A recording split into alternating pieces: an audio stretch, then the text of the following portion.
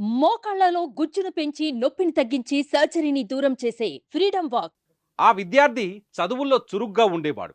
చిన్ననాటి నుంచే చదువుల్లో రాణిస్తూ ఎంబీబీఎస్ చేయాలని ఆశపడ్డాడు. ఇందుకోసం కుటుంబానికి, బంధువులకు దూరంగా హాస్టల్లో ఉంటూ చదువుకుంటున్నాడు. కానీ విధిరాతను ఎవరూ మార్చలేరు కదా!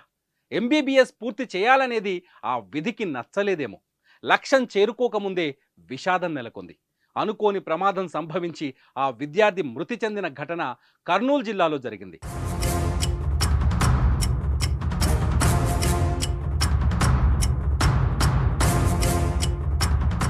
శ్రీ సత్యసాయి జిల్లా రోళ్ల మండలం దొడ్డేరికి చెందిన రంగనాథప్ప, గీతాలక్ష్మి దంపతులు ప్రభుత్వ ఉపాధ్యాయులుగా పనిచేస్తున్నారు.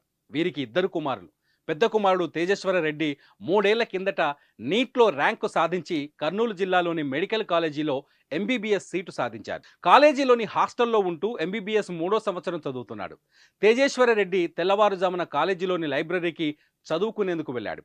తిరిగి హాస్టల్కు బైక్పై బయలుదేరాడు. కాలేజీ దాటి కొద్ది దూరం ముందుకు వెళ్ళగానే వెనక వైపు నుంచి నందికొట్కూరు డిపోకు చెందిన ఆర్టీసీ బస్సు తేజేశ్వర్ రెడ్డిని ఢీకొట్టింది. బస్సు డ్రైవర్ వేగాన్ని అదుపు చేయలేకపోవడంతో తేజేశ్వర్ రెడ్డిపై నుంచి బస్సు వెళ్లడంతో తల ఛిద్రమై అక్కడికక్కడి మృతి చెందాడు.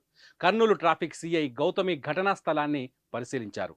ఆర్టీసీ బస్సు డ్రైవర్ అతివేగం, నిర్లక్ష్యమే కారణమని ప్రాథమికంగా గుర్తించారు. ఘటనపై తల్లిదండ్రులకు సమాచారం ఇవ్వడంతో కర్నూలుకు చేరుకొని వాళ్లు గుండెలు పగిలేలా విలపించారు. మృతుడి తండ్రి ఫిర్యాదు మేరకు ఆర్టీసీ బస్సు డ్రైవర్పై ట్రాఫిక్ పోలీసులు కేసు నమోదు చేసి దర్యాప్తు చేపట్టారు.